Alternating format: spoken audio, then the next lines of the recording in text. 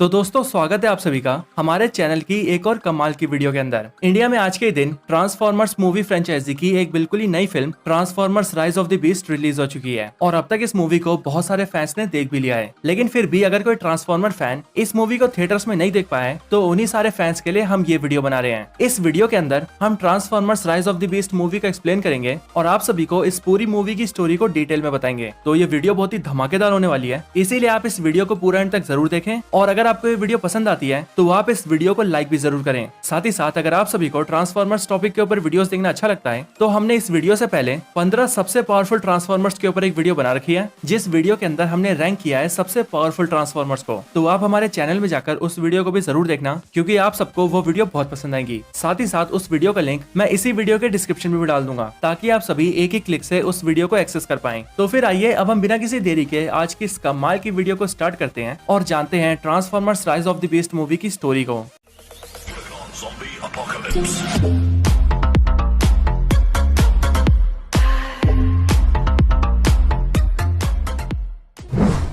तो इस मूवी की शुरुआत होते ही हम देखते हैं कि एक अनजान से प्लेनेट के ऊपर बहुत सारे मैक्सिमल्स होते हैं और उन सभी मैक्सिमल्स के ऊपर टेराकॉन्स की टीम हमला कर देती है। अब यहीं पर मैं आप सभी को बता दूं कि ट्रांसफॉर्मर्स मूवी के ट्रेलर के अंदर आप सभी ने जितने भी ऐसे ट्रांसफॉर्मर्स को देखा था जो कि किसी न किसी जानवर के रूप में थे, जैसे कि गोरिल्ला, चीता या फिर राइनो, तो वो सारे जानवर वाले ट्रांसफॉर्मर्स मैक्सिमल्स हैं, ठीक बिल्कुल ही ऑटोबॉट्स की तरह। और जिस तरह से ऑटोबॉट्स का लीडर ऑप्टिमस प्राइम है, ठीक उसी तरह से मैक्सिमल्स का भी एक लीडर है, और वो लीडर है ये गोरिल्ला वाला ट्रांसफॉर्मर, जिसे कहा जाता है ऑप्टिमस प्राइमल। वैसे आप सबको ऑप्टिमस प्राइमल का नाम ऑप्टिमस प्राइम जैसा लग रहा होगा, तो मैं आप सबको बता दूं कि आप लोग बिल्कुल ठीक सोच रहे हैं। ऑप्टिमस प्राइमल का नाम ऑप्टिमस प्राइम के ऊपर ही रखा गया है, लेकिन अब ऐसा क्यों है और ये कैसे हुआ, ये सब आप सभी को मूवी में आगे पता लगेगा। अब मैक्सिमल्स के बाद बात करते हैं टेराकॉन्स की। तो ये टेराकॉन्स यूनिक्रॉन की आर्मी है और टेराकॉन्स की ये पूरी आर्मी सिर्फ और सिर्फ यूनिक्रॉन की बात मानती है। और इन सभी टेराकॉन्स के लीडर का नाम है स्कर्ज, जो कि एक बहुत ही ज्यादा पावरफुल कैरेक्टर है।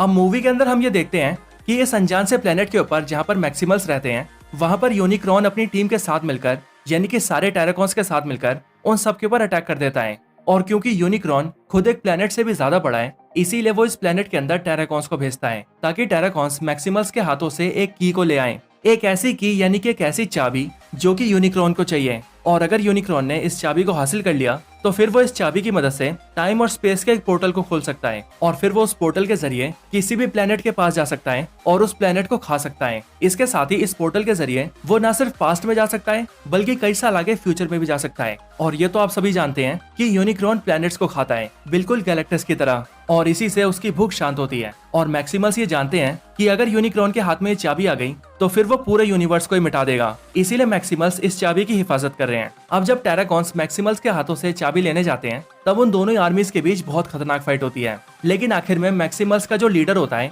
जिसका नाम ऑप्टिमस प्राइमल होता है, वो अपनी आर्मी के एक दूसरे किंग कॉन्ग को लीडर बनाता है और उसे नए ऑप्टिमस प्राइमल का दर्जा दे देता है। और फिर वो उसके हाथों में उस चाबी को रख देता है और फिर वो उनसे कहता है कि वो सारे एक साथ उस प्लेनेट से निकल जाएं, और जब तक वो लोग प्लेनेट से बाहर नहीं जाते तब तक वो अकेला ही इन सारे टेराकॉन्स से फाइट करके उन्हें रोकेगा। अपने लीडर के ऑर्डर्स मिलते ही सारे के सारे मैक्सिमल्स एक बड़े से स्पेसशिप के अंदर बैठ जाते हैं और फिर वो उस चाबी को लेकर सीधा उस प्लेनेट से निकलकर सीधा अर्थ प्लेनेट में चले जाते हैं, जो कि उस प्लेनेट से बहुत दूर होता है। और उन्हें वहां से निकलने में टेराकॉन्स रोक ना पाए, इसके लिए सारे मैक्सिमल्स का ऑप्टिमस प्राइमल उन सब से अकेला ही फाइट करके उन्हें रोक रहा होता है। लेकिन उन सब से अकेले फाइट करने की वजह से टेराकॉन्स का लीडर यानी कि स्कर्ज उस ऑप्टिमस प्राइमल को जान से मार देता है, लेकिन उसकी पूरी आर्मी वहां से निकलने में कामयाब हो जाती है। ये देखकर यूनिक्रॉन को बहुत गुस्सा आता है और इसीलिए वो स्कर्ज से कहता है कि वो जल्दी से जल्दी जाए और उस चाबी को उसके पास लेकर आए। और फिर इसके बाद यूनिक्रॉन उस पूरे प्लेनेट को कंज्यूम कर लेता है। इसके ठीक बाद हमें अर्थ प्लेनेट का नजारा दिखता है, जहाँ पर साल चल रहा होता है 1994, यानी कि पिछली बम्बल मूवी से 7 साल आगे, क्योंकि बम्बल बी मूवी की स्टोरी साल 1984 की होती है और ये मूवी साल 1994 में है। यहीं पर न्यूयॉर्क शहर के अंदर हम एक जवान से लड़के को देखते हैं जिसका नाम होता है नोआ। नोआ अपने घर में अपनी छोटी सी फैमिली के साथ रहता है और इसकी फैमिली के अंदर इसकी मदर और एक छोटा भाई होते हैं। लेकिन हमें पता चलता है कि नोआ के छोटे भाई को सीरियस मेडिकल प्रॉब्लम्स है और इसीलिए उसका बड़े हॉस्पिटल में इलाज भी चल रहा है। लेकिन क्योंकि नोआ के पास कोई जॉब नहीं है और ना ही उसकी फैमिली ज्यादा पैसे वाली है, इसीलिए उसके भाई के इलाज में बहुत प्रॉब्लम्स आ रही हैं। और क्योंकि नोआ ने अपने भाई के इलाज के 3 महीने से पैसे नहीं दिए हैं, इसीलिए अब डॉक्टर्स ने उसके भाई का इलाज करने से भी मना कर दिया है। ये सब देखने के बाद नोवा एक जॉब इंटरव्यू के लिए जाता है और वो ये कोशिश करता है कि वो किसी भी तरह से इस जॉब को हासिल कर ले ताकि वो कुछ पैसे कमा सके और अपने भाई का इलाज करा सके। लेकिन हम ये देखते हैं कि नोवा को वो जॉब नहीं मिलती और उसे ये बोलकर जॉब के लिए रिजेक्ट कर दिया जाता है कि वो एक टीम के साथ मिलकर काम करने के काबिल नहीं है। जॉब से रिजेक्ट होने के बाद नोवा अपने एक दोस्त से मिलता है, लेकिन नोवा का ये दोस्त एक चोर होता है और इसीलिए वो नोवा से कहता है कि अगर वो अपने भाई का इलाज कराने के लिए पैसे चाहता है तो उसे उसके साथ मिलकर एक चोरी करनी होगी। नोवा के पास कोई रास्ता नहीं होता और इसीलिए वो अपने दोस्त की बात मान जाता है और अपने दोस्त के कहने पर एक बिल्डिंग के अंदर एक कार चोरी करने निकल जाता है। अब यहीं पर मैं आप सभी को बता दूं कि नोवा को टेक्नोलॉजीज की बहुत समझ है और वो मशीन्स के बारे में बहुत कुछ जानता है और इसी वजह से उसका दोस्त उसे अपने साथ चोरी करने ले जाता है, वो भी कार की चोरी। नोवा इधर बिल्डिंग के अंदर कार की चोरी करने जाता है, लेकिन वहीं पर दूसरी तरफ हम ये देखते हैं कि उसके शहर के एक बड़े से म्यूजियम के अंदर एक प्राचीन सी पक्षी की मूर्ति होती है और उस छोटी सी मूर्ति के ऊपर कुछ सिंबल्स बने होते हैं। और जब उसी म्यूजियम की एक कर्मचारी उस पक्षी की मूर्ति को देखती है तब वो रात को अकेले में उस मूर्ति को निकालती है और उसके ऊपर लिखे अक्षरों के ऊपर रिसर्च करने लगती है और फिर उसे पता लगता है कि वो सिंबल बहुत ही प्राचीन टाइम का है, आज से तकरीबन 500-600 साल पहले का। लेकिन उस मूर्ति के ऊपर रिसर्च करते टाइम ही उस लड़की के हाथों से, जिसका नाम एलिना होता है, उससे वो मूर्ति टूट जाती है और फिर हम ये देखते हैं कि उस मूर्ति के अंदर वही चाबी है जो चाबी यूनिक्रॉन को चाहिए थी, यानी कि टाइम और स्पेस का पोर्टल खोलने वाली चाबी। एलिना को वो चाबी देखकर कुछ भी समझ नहीं आता और वो तो ये सोचने लगती है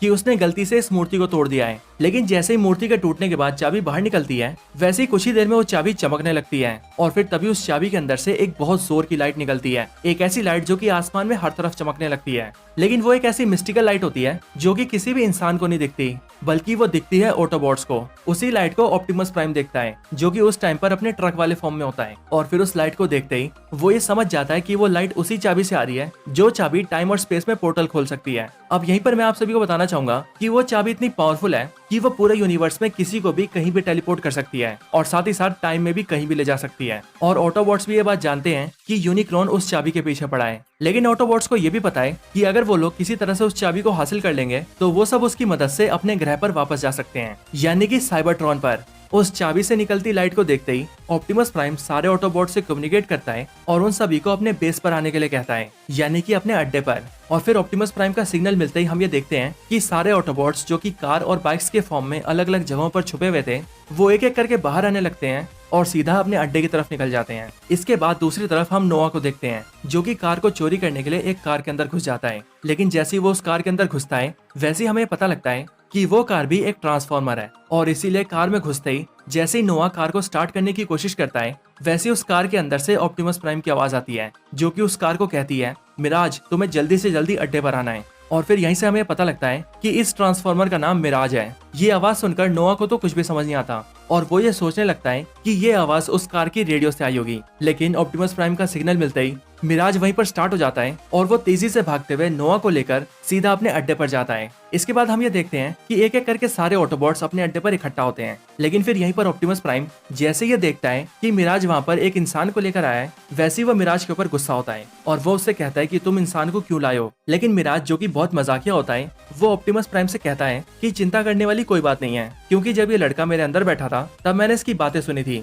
और ये लड़का बहुत अच्छा है, इसीलिए हम इसके ऊपर भरोसा कर सकते हैं। इसके बाद ऑप्टिमस प्राइम सारे ऑटोबॉट से कहता है कि वो सभी 7 सालों से धरती पर हैं और इन 7 सालों में उन्हें अपने ग्रह पर वापस जाने का कोई मौका नहीं मिला। लेकिन अब उनके पास एक मौका है, क्योंकि अब उन्हें पता है कि वो चाबी इसी शहर के पास के म्यूजियम के अंदर है और अगर वो चाबी उन्हें मिल गई तो वो उसकी मदद से अपने ग्रह वापस जा सकते हैं। पर ऑप्टिमस प्राइम सभी से कहता है कि ये काम उन सबको चुपके करना होगा और क्योंकि वो सभी बहुत बड़े हैं, इसीलिए उन सबका चुपके से उस म्यूजियम के अंदर जा पाना बहुत मुश्किल है। ये सुनते ही मिराज उन सब से कहता है कि उनका ये इंसान दोस्त उन सब की मदद कर सकता है और मिराज ये जानता है कि इसे अपने भाई के इलाज के लिए बहुत सारे पैसे चाहिए और इसीलिए वो नोआ से कहता है कि अगर वो उनकी मदद करेगा और उस चाबी को म्यूजियम से निकालकर उन सबको दे देगा तो वो नोआ को बहुत सारे पैसे देंगे ताकि वो अपने भाई का इलाज करा सके। और फिर ये सुनते ही नोआ इस ऑफर को मान जाता है और सभी ऑटोबॉट्स के साथ मिलकर उस चाबी को लेने के लिए म्यूजियम में चला जाता है। सारे ऑटोबॉट्स मिलकर नोआ को म्यूजियम में घुसा देते हैं, लेकिन नोआ जैसे म्यूजियम के अंदर जाता है वैसी वो ये देखता है कि वो चाबी एलिना के हाथों में है। नोआ एलिना को समझाता है कि वो चाबी बाहर खड़े बहुत सारे बड़े बड़े रोबोट्स की है और इसीलिए वो इस चाबी को लेने आए ताकि वो इस चाबी को उन्हें सौंप सके। लेकिन एलिना उस पर भरोसा नहीं करती और नोआ के हाथों में चाबी देने से मना कर देती है। लेकिन फिर तभी हम ये देखते हैं कि उस म्यूजियम के बाहर ऑटोबॉट्स के साथ साथ टेराकॉन्स भी आ जाते हैं और उन्हीं के साथ होता है उनका लीडर स्कर्ज। और फिर एलिना जैसे ही खिड़की से उन सबको देखती है, वैसी वो उन्हें देखकर डर जाती है और इसीलिए वो उस चाबी को नोआ को दे देती है और उससे कहती है कि तुम लोगों से मेरा कोई लेने देना नहीं है। स्कर्ज स्कर्ज और उसकी आर्मी पूरे म्यूजियम को ब्लास्ट कर देते हैं और उस चाबी को ढूंढने की कोशिश करते हैं, लेकिन एलिना और नोआ किसी तरह से चाबी को लेकर म्यूजियम के बाहर आ जाते हैं और फिर उसी चाबी को बचाने के लिए ऑटोबॉट्स और टेराकॉन्स के बीच में फाइट स्टार्ट हो जाती है और ये दोनों टीम्स चाबी को हासिल करने में लग जाते हैं। इसी फाइट के अंदर स्कर्ज ऑप्टिमस प्राइम से फाइट करता है और वो ऑप्टिमस प्राइम को बहुत बुरी तरह से मारता है और फिर वो ऑप्टिमस प्राइम की जान लेने ही वाला होता है कि तभी वहाँ पर बम्बल भी आकर स्कर्ज को रोक देता है, लेकिन स्कर्ज बम्बल बी को पकड़कर उसे जान से मार देता है और फिर इसके बाद वो सारे ऑटोबॉट्स को हरा देता है और फिर वो चाबी को लेकर वहाँ से भाग जाता है। स्कर्ज और उसकी आर्मी के वहाँ से जाने के बाद एलिना और नोआ सारे ऑटोबॉट से पूछते हैं कि आखिर वो लोग कौन थे और वो लोग इस चाबी के पीछे क्यों पड़े हैं, और फिर इसी का जवाब देते हुए ऑटोबॉट्स उन दोनों को बताते हैं कि वो एक ऐसी चाबी है जिसके जरिए टाइम और स्पेस में एक पोर्टल खोला जा सकता है और फिर उसके जरिए कहीं भी जाया जा सकता है और हम उस चाबी का इस्तेमाल करके अपने घर जाना चाहते हैं, यानी कि अपने प्लेनेट साइबरट्रॉन में। लेकिन वही चाबी यूनिक्रॉन नाम के एक दुश्मन को भी चाहिए और ये सारे टेराकॉन्स उसी के आदमी थे जो कि उसके लिए इस चाबी को लेने आए थे, और अगर यूनिक्रॉन को ये चाबी मिल गई तो वो तुम्हारे इस अर्थ प्लेनेट के साथ साथ यूनिवर्स के बहुत सारे प्लैनेट्स को डिस्ट्रॉय कर देगा और उन सारे प्लैनेट्स को खा जाएगा। लेकिन यहीं पर ऑटोबॉट्स उन दोनों को बताते हैं कि वो चाबी पूरी नहीं बल्कि आधी है और इसीलिए अभी यूनिक्रॉन कुछ नहीं कर सकता क्योंकि अभी भी चाबी का आधा हिस्सा उसे ढूंढना बाकी है। चाबी के 2 टुकड़े होने वाली बात सुनकर एलिना सारे ऑटोबॉट से कहती है कि वो चाबी जिस मूर्ति के अंदर थी उसने उस मूर्ति के ऊपर लिखे निशानों के ऊपर रिसर्च की थी और उस निशानों को पढ़ने के बाद उसे पता लगा था कि वो सिंबल्स पेरू देश के एक प्राचीन से मंदिर की ओर इशारा कर रहे थे और इसीलिए मुझे ऐसा लगता है कि चाबी का दूसरा हिस्सा पेरू देश के उसी प्राचीन मंदिर में होगा।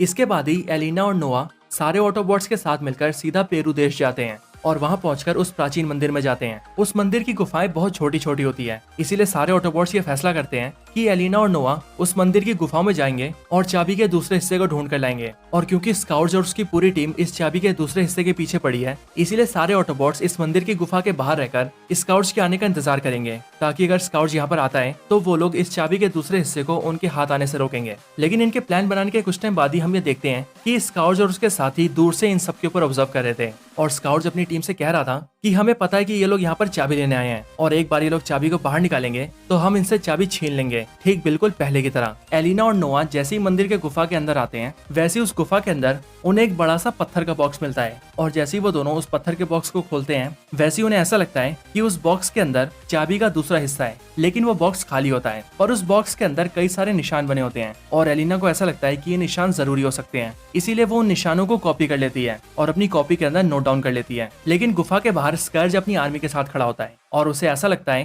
कि एलिना और नोआ को चाबी का दूसरा हिस्सा मिल गया है और इसीलिए वो अपनी आर्मी के एक छोटे से मेंबर को उस गुफा के अंदर भेजता है ताकि वो उन दोनों को मारकर चाबी के हिस्से को स्कर्ज के पास ले आए। लेकिन स्कर्ज की आर्मी का वो बंदा जैसे ही एलिना और नोआ के पास आता है वैसे ही उसे देखकर नोआ अपने कम्युनिकेशन डिवाइस के जरिए मिराज को ये बता देता है कि वहाँ पर स्कर्ज अपनी आर्मी के साथ आ चुका है और उसके एक बंदे ने उन पर अटैक कर दिया है। इसके बाद ही सारे ऑटोबॉट्स एक्टिव हो जाते हैं और वो वहाँ पर स्कर्ज और उसकी टीम को ढूंढकर उन्हें पेलने लगते हैं और फिर ऑटोबॉट्स और टेराकॉन्स के बीच एक बार फिर से फाइट होने लगती है। इधर एलिना और नोआ स्कर्ज के भेजे हुए बंदे से बचते हुए गुफा से बाहर निकल जाते हैं, लेकिन वो गुफा के एक ऐसे रास्ते से बाहर आते हैं जो रास्ता उन्हें सीधा जंगल की तरफ ले जाता है। पर वो लोग जैसे ही जंगल में पहुंचते हैं वैसे ही उन दोनों को कई सारे मैक्सिमल्स घेर लेते हैं और उन सारे मैक्सिमल्स में होता है गोरिल्ला ट्रांसफॉर्मर यानी कि ऑप्टिमस प्राइमल, चीटोर जो कि एक चीता ट्रांसफॉर्मर है और राइनोक्स जो कि एक राइनो ट्रांसफॉर्मर है। लेकिन तभी वहाँ पर सारे ऑटोबॉट्स भी आ जाते हैं और ऑप्टिमस प्राइम वहाँ पर आकर मैक्सिमल्स के सामने आ जाता है और वो उन सबसे कहता है कि ये दोनों हमारे दोस्त हैं, इसीलिए इन्हें नुकसान पहुंचाने की सोचना भी मत। इसके बाद ऐसा लगता है कि उन दोनों टीम्स के बीच फाइट स्टार्ट होने वाली है और मैक्सिमल्स और ऑटोबॉट्स एक दूसरे से लड़ने वाले हैं। लेकिन वो सब आपस में लड़ते हैं कि उससे पहले ही वहाँ पर एरिजोर आती है जो कि एक ऐसी ट्रांसफॉर्मर होती है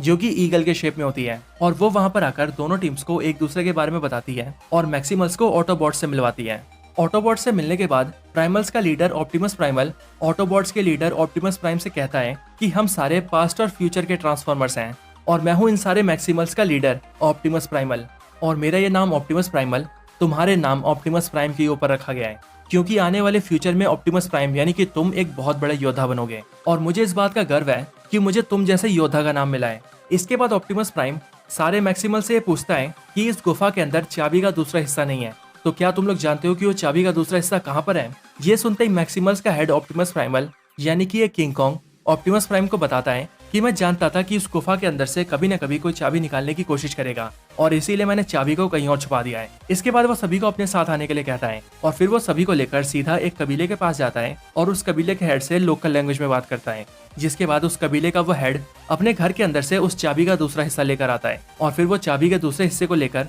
ऑप्टिमस प्राइमल सभी को बताता है कि वो सब इस कबीले के साथ काफी टाइम से रह रहे हैं और इसीलिए उन सबको इस कबीले के ऊपर भरोसा है और इसी वजह से उसने चाबी को भी यहीं पर छुपाया था। चाबी के दूसरे हिस्से को लेने के बाद वो सभी वहां से जा रहे होते हैं, लेकिन फिर तभी उनके ऊपर स्कर्ज अपनी टीम के साथ अटैक कर देता है और फिर उन सब के बीच फाइट स्टार्ट हो जाती है। इस हमले को देखकर ऑप्टिमस प्राइम और ऑप्टिमस प्राइमल दोनों मिलकर चाबी के दूसरे हिस्से को नोआ के हाथों में सौंप देते हैं और वो एलिना और नोआ से कहते हैं कि वो दोनों इस चाबी के दूसरे हिस्से को लेकर यहाँ से बहुत दूर भाग जाएं। बाकी तब तक स्कर्ज और उसकी टीम को वो लोग संभाल लेंगे। लेकिन इसी लड़ाई के दौरान एराजोर जो कि ईगल ट्रांसफॉर्मर है वो स्कर्ज से जाकर फाइट करती है, लेकिन फाइट के दौरान ही स्कर्ज एराजोर के ऊपर एक डिवाइस फेंक कर मारता है और उस डिवाइस के लगते ही एराजोर काफी ज्यादा जख्मी हो जाती है। लेकिन असल में वो एक ऐसा डिवाइस होता है जिसके जरिए स्कर्ज एराजोर के ऊपर हावी होने लगता है और वो उसके दिमाग को अपने कंट्रोल में करने लगता है। इस फाइट के अंदर ऑटोबॉट्स और मैक्सिमल्स मिलकर स्कर्ज और उसकी टीम को दूर भगा देते हैं। इसके बाद हम ये देखते हैं कि एलिना और नोआ दोनों मिलकर चाबी के दूसरे हिस्से को लेकर काफी दूर आ जाते हैं,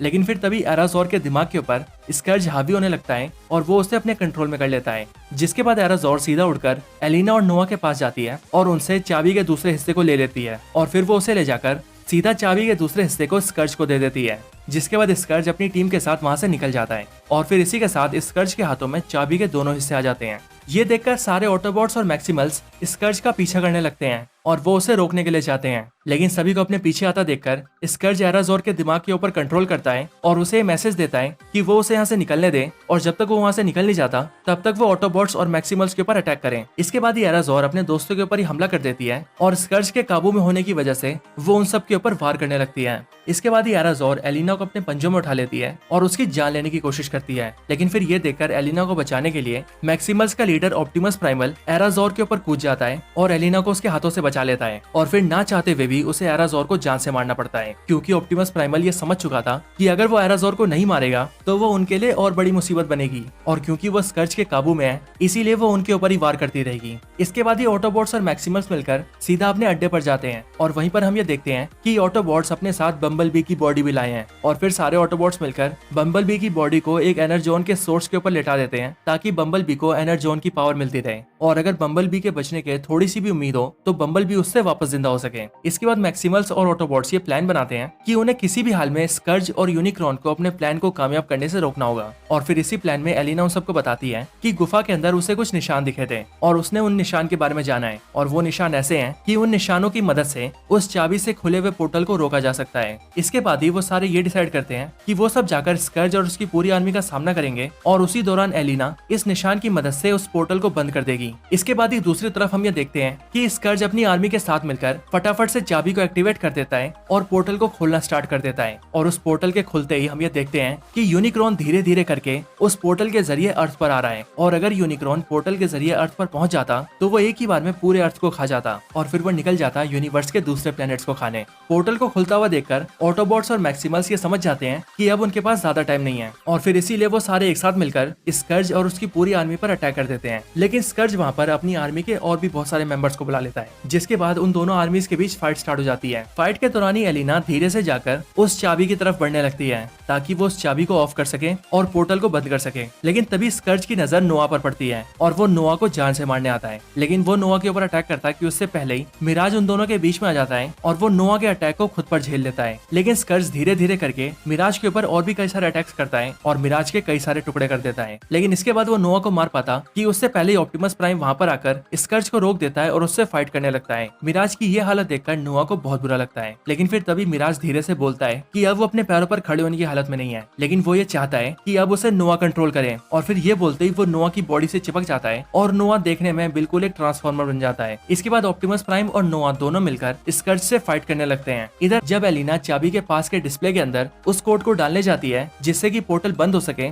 वैसे स्कर्ज एलिना को देख लेता है और वो चाबी के पास के डिस्प्ले के अंदर निशानों को ना डाल दे, इसलिए स्कर्ज वहाँ पर एक ब्लास्ट करता है और उस पूरी डिस्प्ले को उड़ा देता है ताकि ना रहेगा बांस ना बजेगी बांसुरी और फिर इस तरह से एलिना का प्लान फेल हो जाता है। लेकिन फिर इसके बाद ऑप्टिमस प्राइम और स्कर्ज के बीच बहुत खतरनाक फाइट होती है और उस फाइट के अंदर ऑप्टिमस प्राइम स्कर्ज को जान से मार देता है और उसकी गर्दन को उखाड़ देता है। इसके बाद ही हम ये देखते हैं कि वो पोर्टल पूरी तरह से खुल चुका है और यूनिक्रॉन धीरे धीरे करके उस पोर्टल से अंदर आ रहा है। ये देखकर सारे मैक्सिमल्स और ऑटोबॉट्स को ये लगता है कि अब वो सब इस लड़ाई को हार चुके हैं, क्योंकि अब वो लोग कुछ भी करके इस पोर्टल को बंद नहीं कर सकते। लेकिन इसके बाद ही ऑप्टिमस प्राइम सभी से कहता है कि वो सब लोग यहाँ से बहुत दूर चले जाएं, क्योंकि अब वो अकेला इस पोर्टल को बंद करेगा। आगे ऑप्टिमस प्राइम सबसे कहता है कि ये चाबी जो कि इस पोर्टल को खोल रही है अब तक हम इस चाबी को बचा रहे थे, और वो इसीलिए क्योंकि इसी चाबी की मदद से हम लोग अपने घर वापस जा सकते थे। लेकिन अब वो लोग अपने घर वापस जा सके या ना जा सके, लेकिन उन्हें किसी भी हालत में इस प्लेनेट को बचाना होगा, यानी कि पृथ्वी को, क्योंकि बीते कई सालों से यही उनकी दुनिया रही है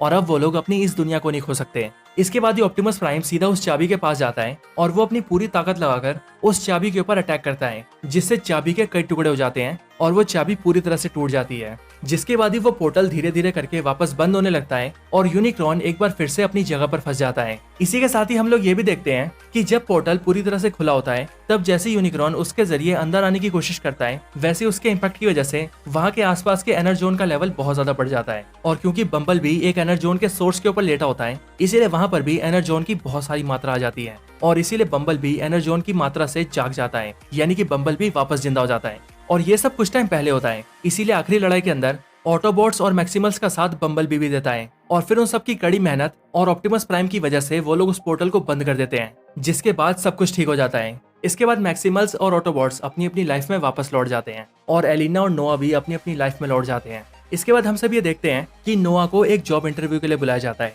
और वहां पहुंचने के बाद एक ऑफिसर नोआ से कहता है कि वो ऑफिसर एक सीक्रेट ऑर्गेनाइजेशन से जुड़ा हुआ है, एक ऐसी ऑर्गेनाइजेशन जो कि अर्थ के बाहर होने वाले गतिविधियों पर ध्यान रखती है और इसीलिए उसे पता है कि अभी कुछ टाइम पहले अर्थ पर क्या क्या हुआ था। और वो ये भी जानता है कि नोआ ने किस तरह बहादुरी दिखाकर दुनिया को बचाने में ऑटोबॉट्स और मैक्सिमल्स का साथ दिया है। और फिर इसीलिए वो ऑफिसर नोआ से कहता है कि वो उसे ऑफर करता है कि वो उनके साथ ज्वाइन हो जाए और साथ ही साथ नोआ अपने बड़े दोस्तों को भी उनके साथ ज्वाइन करे, यानी कि ऑटोबॉट्स और मैक्सिमल्स को। इसके बाद वो ऑफिसर नोआ से कहता है कि इस जॉब के अंदर उसे काफी अच्छे पैसे मिलेंगे और वो ये भी जानते हैं कि उसके भाई की मेडिकल कंडीशंस ठीक नहीं है, इसीलिए वो लोग उसके भाई का भी इलाज कराएंगे, वो भी वर्ल्ड के बेस्ट डॉक्टर से। इसके बाद ये मूवी एंड हो जाती है और फिर हमें एक क्रेडिट सीन दिखता है, जिसके अंदर हम ये देखते हैं कि नोआ ने अपने दोस्त के साथ मिलकर मिराज के सारे टूटे फूटे पार्ट्स को इकट्ठा कर लिया है और फिर उन सारे पार्ट्स को जोड़ने के बाद वो मिराज को ठीक कर देता है, जिसके बाद मिराज अपने प्रॉपर फॉर्म में आ जाता है और हमें दिखता है कि मिराज एक बार फिर से बिल्कुल ठीक हो चुका है। और फिर इसके बाद ही ये मूवी यहीं पर एंड हो जाती है।